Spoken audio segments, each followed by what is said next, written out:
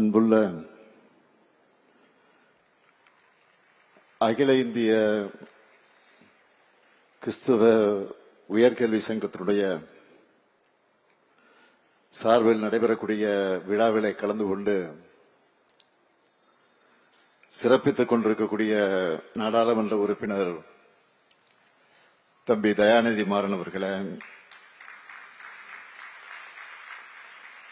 சட்டமன்ற உறுப்பினர்கள்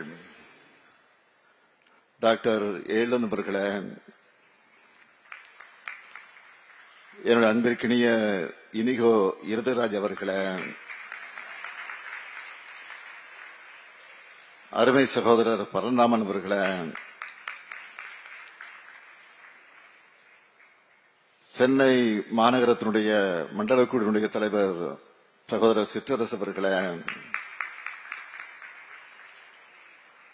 கிறிஸ்தவ உயர்கல்வி சங்க பொதுச் செயலாளர் அருட்தந்தை திரு சேவியர் வேதம் அவர்களே, கல்லூரியினுடைய முதல்வர் டாக்டர் வில்லியன் ஜாஸ்பர் அவர்களே,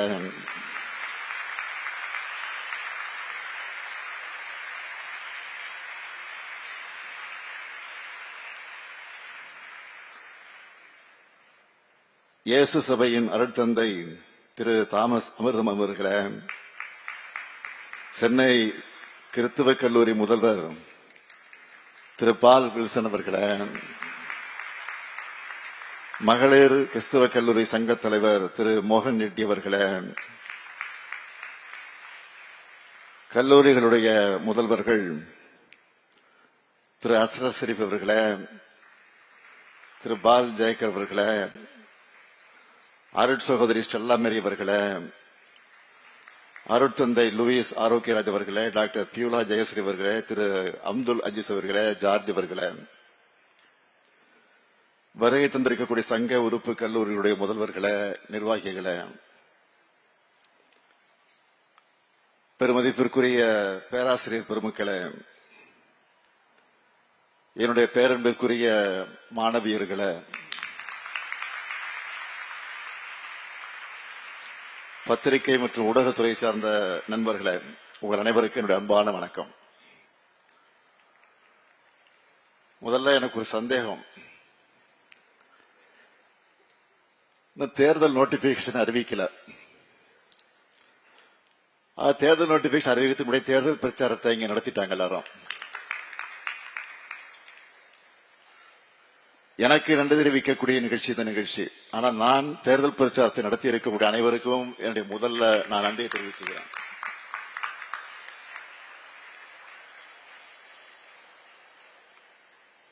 all India association for Christian higher education அமைப்பும் 100 ஆண்டு கடந்திருக்கக்கூடிய WCC அமைப்பும் இணைந்து நடத்துகிற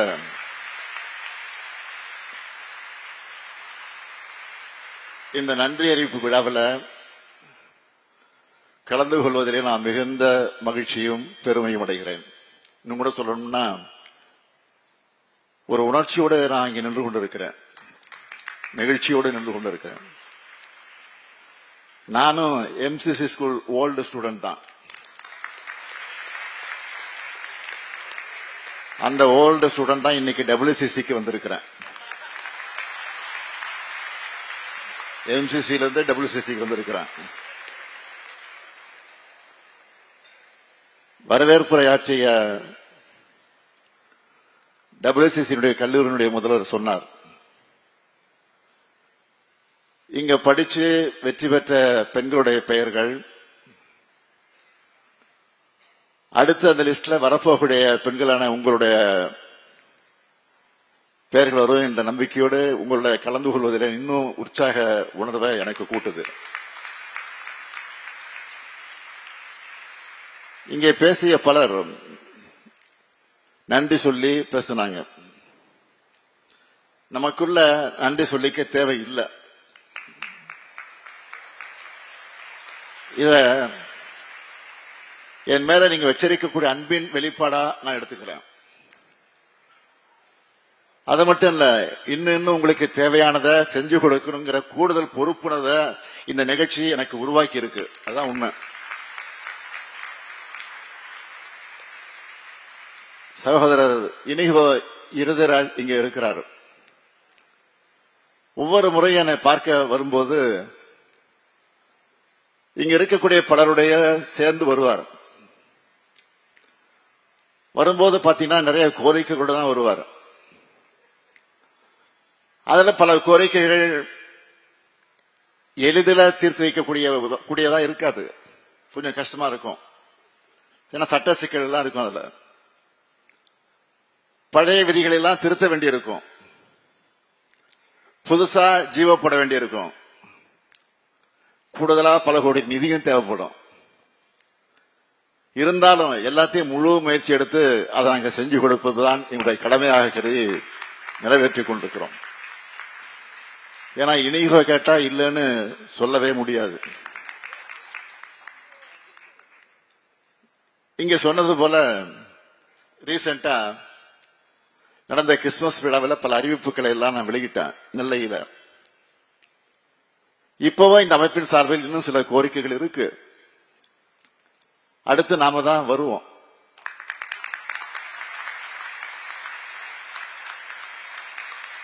இங்க பேசின பேச்சுக்கள் எல்லாம் பார்த்தா எந்த சந்தேகமும் எனக்கு வரல.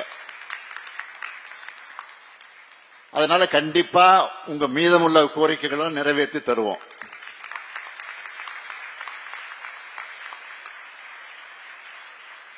இங்க இத்தனை மாணவிகளை ஒரே இடத்துல பார்க்கும்போது உங்களுக்காக செயல்படுத்திட்டு வரக்கூடிய திட்டங்கள் பலன்கள் எல்லாம் நினைச்சு பார்க்கிறேன். இங்க வீடியோவில் கூட பலர் பேசினாங்க. திராவிட மாடல் அரசு ஆட்சிக்கு வந்ததும் கல்விக்காக நாம கொண்டு வந்திருக்கக்கூடிய முதல் பெரிய திட்டம்னா அரசு பள்ளியில படிச்சு காலேஜ் சேரக்கூடிய மாணவிகளுக்கு மாதம் 1000 ரூபாய் வழங்கக்கூடிய புதுமை பெண் திட்டம். இந்த திட்டம் எந்த அளவுக்கு தாக்கம் செலுத்தி இருக்குன்னு தெரிஞ்சிக்க, அதை நாங்கள் புரிஞ்சிக்க ஒரு ஆய்வு பண்ணுங்கன்னு மாநில திட்டக்குழு இடத்துல சொல்லியிருந்தோம். திட்டக்குழு கூட நம்முடைய ஏழன் இடம்பெற்றிருக்கார், எம்எல்ஏ அவர் இடம்பெற்றிருக்கார். அதுல ஜெயரஞ்சன் தலைமையில் அந்த குழு இருக்கு. அவங்க கொடுத்த முடிவுகளை பார்த்து நான் அடைஞ்ச மகிழ்ச்சிக்கு அளவே கிடையாது. நகர்ப்புறங்களை விட கிராமப்புறங்களை சார்ந்த மாணவிகள் தான் இந்த திட்டத்தில் அதிகமா பயனடைந்திருக்கிறாங்க.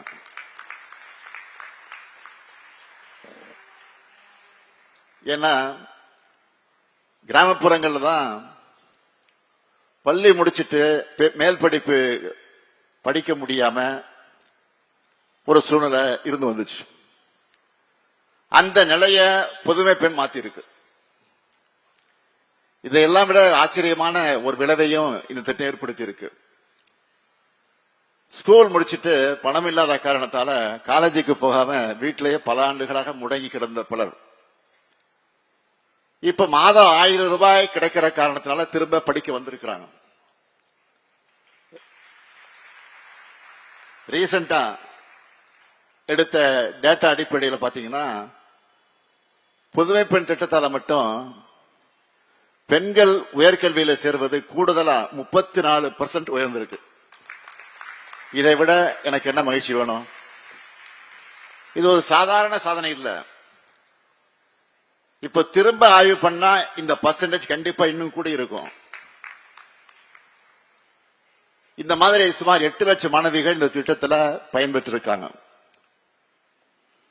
அடுத்து போன ஆட்சியில மருத்துவ படிப்பில் மட்டும் அரசு பள்ளி மாணவர்களுக்கு 7.5% இடஒதுக்கீடு கொண்டு வந்தாங்க. ஆனா நாம தான் அதுக்காக தொடர் போராட்டம் நடத்தி அதை கொண்டு வர வச்சோம்.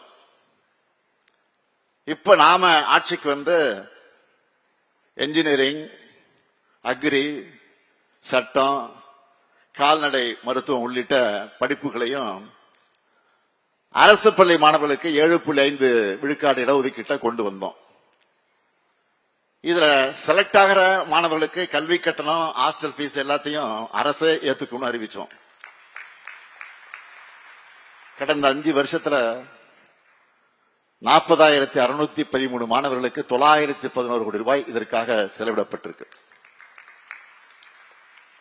இந்த இடஒதுக்கீட்டால பயனடைஞ்ச பார்வதி என்ற குமரி மாவட்டத்தை சார்ந்த மாணவி அண்மையில ஒரு நிகழ்ச்சியில பேசியிருந்தாங்க. எங்க அப்பா டீ கடையில வேலை பார்க்கிறார். எனக்கு இந்த இடஒதுக்கீட்டால MIT கேம்பஸ்ல சீட் கிடைச்சது. இப்போ நான் படிச்சு முடிச்சு நல்ல வேலையில இருக்கேன், வீட்டையும் பாத்துக்கிறேன். இதனால வேலைக்கு போயிட்டு இருந்த எங்க அண்ணன் பிரதர் மேல் படிப்பு படிக்க இப்போ கல்லூரியில சேர்ந்திருக்கிறாங்கன்னு சொன்னாங்க. இப்படி 5 ஆண்டுகள்ல பல குடும்பங்களோட தலையெழுத்தையே நம்ம திராவிட மாடல் அரசோட திட்டங்கள் மாத்தி இருக்கு. அடுத்து என்னுடைய கனவு திட்டமான நான் முதல்வன். இந்த திட்டத்தில் ஜப்பானிய மொழி கத்துக்கிட்ட மாணவி இப்ப வேலை கிடைச்சு ஜப்பானுக்கு போக போறாங்க. இதுக்காக ஜப்பானிய மொழியிலேயே அவங்க எனக்கு நன்றி சொன்ன வீடியோ கூட வைரல் ஆச்சு. பள்ளி கல்வி எடுத்துக்கிட்டா காலை உணவு திட்டத்தில் 19 லட்சத்துக்கும் அதிகமான பள்ளி மாணவர்கள் தினமும் காலையில சூடான சுவையான உணவை சாப்பிட்டு தெம்பா படிக்க வராங்க. அடுத்து அரசு பள்ளிகளை தரம் உயர்த்தணும்னு மாடல் ஸ்கூல் கொண்டு வந்தோம். இந்த பள்ளிகளில் படிச்ச ஆயிரக்கணக்கான மாணவர்கள் இந்தியா மற்றும் வெளிநாடுகளில் இருக்கக்கூடிய முன்னணி கல்வி நிறுவனங்கள்ல படிக்கிறாங்க. சில எக்ஸாம்பிள் சொல்றேன். சேலம் கல்வராயன் மலைப்பகுதியை சார்ந்த ராஜேஸ்வரி என்கிற பழங்குடியின மாணவியோட அப்பா கேன்சர்ல புற்றுநோய் காரணமா இறந்துட்டாங்க. அம்மா கூலி வேலை செய்யறாங்க, குடிசை வீடுதான். அவங்க இப்போ சென்னை IIT படிக்கிறாங்க. அதே போல நாம கொண்டு வந்த மாடல் ஸ்கூல் மூலமா IIT பாம்பேல ஏரோஸ்பேஸ் இன்ஜினியராக படிக்க போயிருக்காங்க. யோகேஸ்வரி பத்தி கூகுள் பண்ணி பாருங்க. அவங்க அம்மா பட்டாசு தொழிற்சாலையில வேலை பார்க்கறாங்க, அப்பா டீ கடையில வேலை பார்க்கிறாரு. அவங்க இப்போ JEE தேர்வு பாஸ் பண்ணிட்டு மும்பையில படிக்கிறாங்க. இப்படி கடந்த 5 ஆண்டுகள்ல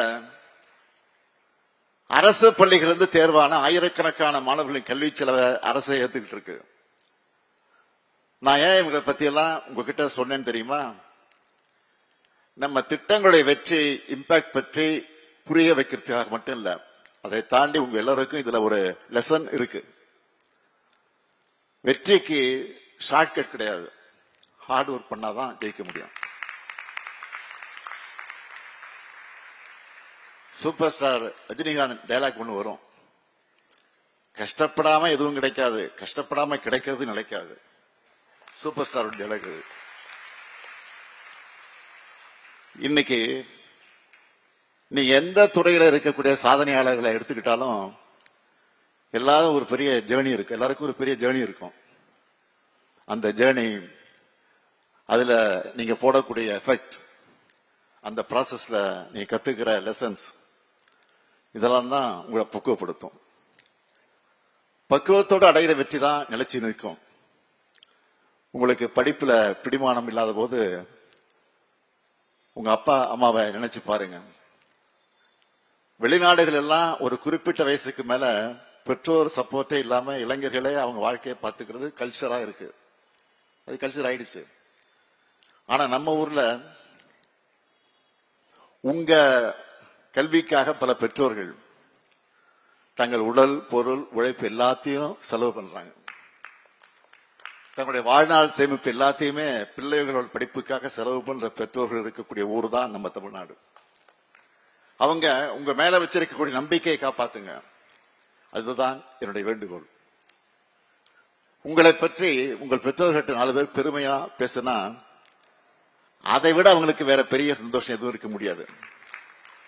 அந்த மகிழ்ச்சியை அவங்களுக்கு நீங்க கொடுங்க, அதுதான் ரொம்ப முக்கியம்.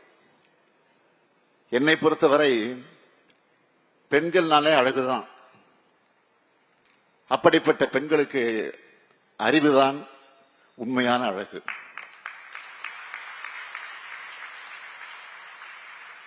படிப்புதான் ஒரு பெண்ணுக்கு உலகத்திலேயே அழகான அணிகலன்.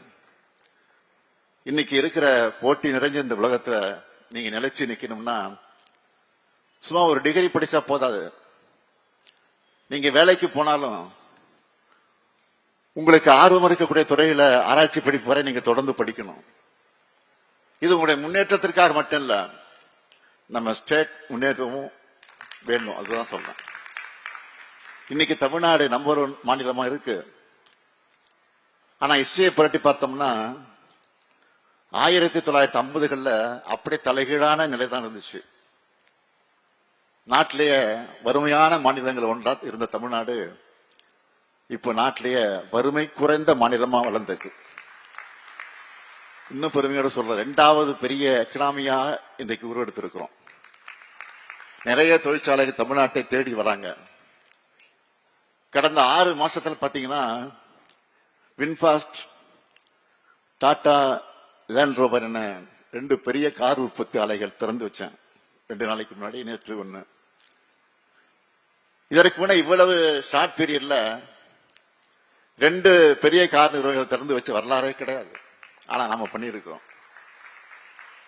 அடுத்து போர்டு கம்பெனியும் மீண்டும் உற்பத்தி தொடங்க போறாங்க. மற்ற மாநிலங்களில் கூட போட்டி என்ற நிலையை தாண்டி உலக நாடுகள் கூட தான் நம்ம இப்ப போட்டி போடுறோம். இதுக்கெல்லாம் காரணம் கல்வியில தமிழ்நாடு செலுத்தின கவனம் தான்.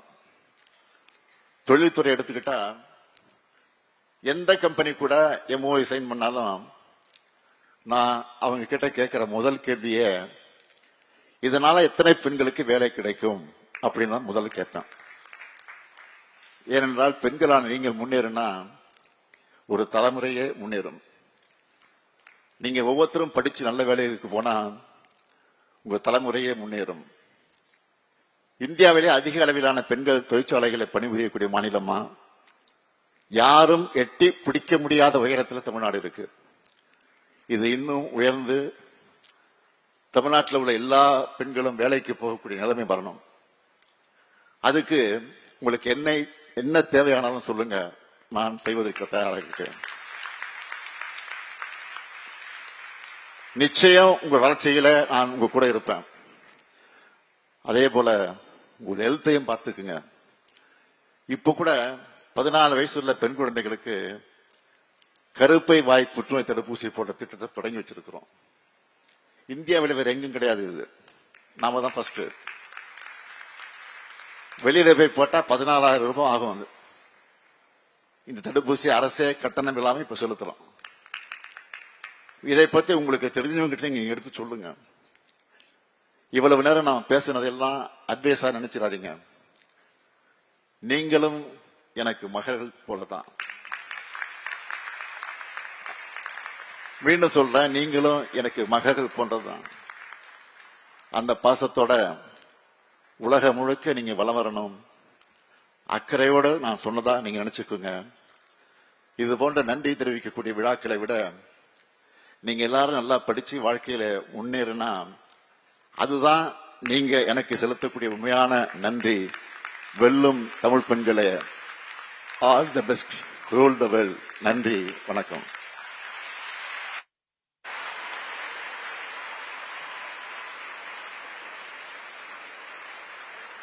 சிறப்புரையாற்றிய மாண்புமிகு தமிழ்நாடு முதலமைச்சர் அவர்களுக்கு நன்றிகள். இப்பொழுதும் நாம் நாட்டுப்பண் பாட யாவரும் எழுந்து நிற்போம்.